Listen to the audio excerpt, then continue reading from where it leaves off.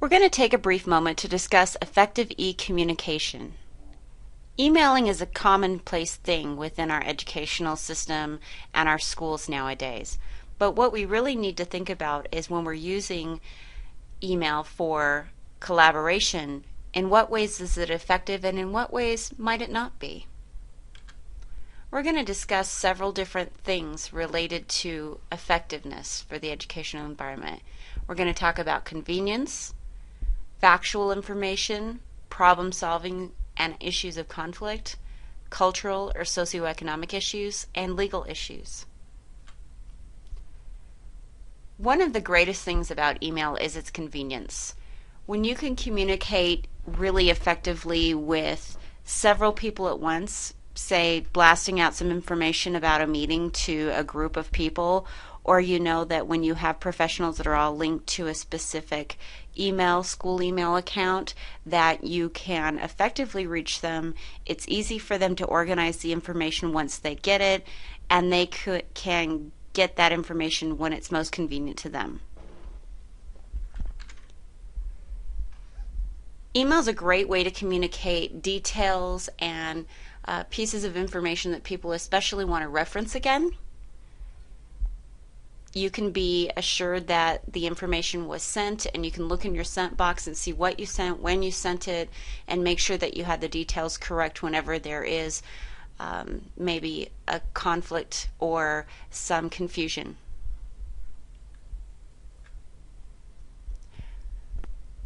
Problem solving and conflict resolution, though, email can be kind of difficult to use as a communication tool for dealing with those issues. It's not necessarily timely depending on who's receiving the email and how quickly they receive it or how quickly they check their inbox. For serious discussions or for brainstorming, it can be a very slow process to go back and forth.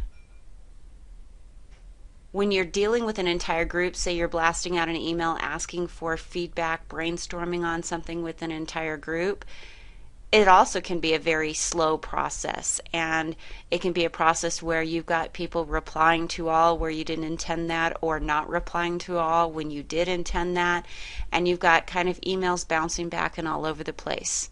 When having a group discussion in a face-to-face mode or a phone conference mode might be an easier way to get the information that you need.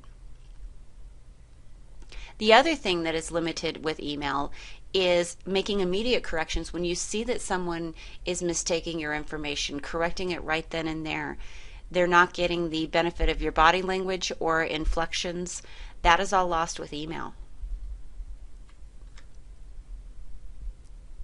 We also have cultural and socioeconomic issues to consider. First of all, when we're dealing with certain populations, we're not assured that all families have the technological capabilities of receiving email. Therefore, if that's your primary mode of communication to your parents, whether as a special ed teacher or a general ed teacher, it is putting a limit on your communication with those families that don't have that. And sometimes those are the families you need to communicate with most, and you are putting them at a disadvantage by doing that. The other thing is that with cultural backgrounds, they're not all created equal where email is concerned. The expectation of one culture over another when communicating by email can be very different.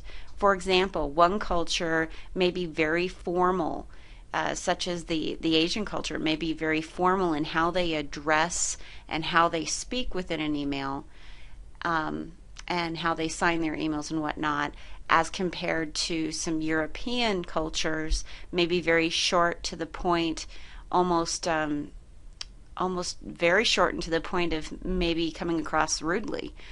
So there are different aspects, and you need to be able to read those aspects when receiving email from families and look at their tone, look at their culture and how that's coming across, and reply in kind so that you're not either being offensive or coming across with the perception of being rude or having some sort of emotional intonation to your email that you didn't anticipate. One of the biggest things that I can caution you about, and general educators, this is for you as well, are the implications of legal issues arising. Email is very permanent. It's a written record. It can be used in court against you. Make sure that what you have to say is in alignment with a student's legal plan. If you're saying one thing and the plan is saying another, or you're alluding to services, or you're alluding to the lack of services, or that you are declining services before that has been officially recorded on any particular plan, this can be used against you as far as the parent can say that you have already determined services, or they were not part of that process, or that you are predetermined in some way, shape, or form, or that you're not following their plan, or a million different things. It's not the best way to discuss confidential or sensitive information, just as in a course, I will tell students, if you have personal information to share with me, please email me, as opposed to putting it on the discussion board. Sometimes when people do that, I'll call them and I'll say, let's discuss this, because it's not easy to read somebody's email and their emotions and their needs and get that immediate feedback. It can also put you at risk for being in the wrong hands. I know that I get several emails from district and school personnel pretty consistently that have this confidential. If you are receiving this information and this is not for you, please disregard, please, delete. Well, that only gets you so far. Making sure it never gets in the wrong hands in the first place is the better option.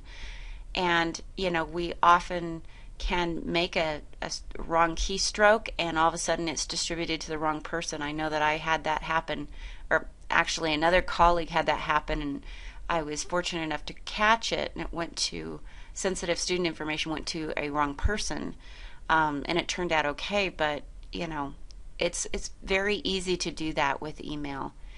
Now, on the bright side, when you do have some legal issues going on, it also captures the parents' written comments in permanent record.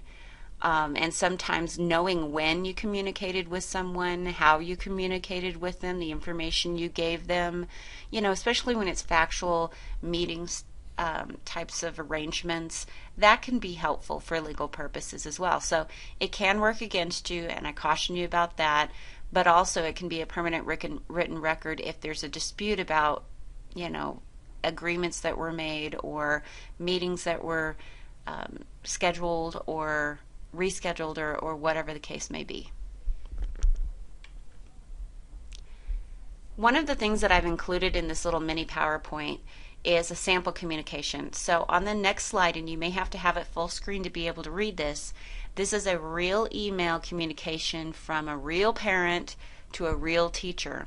And I did block out any information that would tell you who it was, but I don't consider it a good example or a bad example, but I want you to look at it through the eyes of an educator who's concerned about the email issues that we talked about, and I want you to evaluate how well you feel the teacher did in responding to that parent.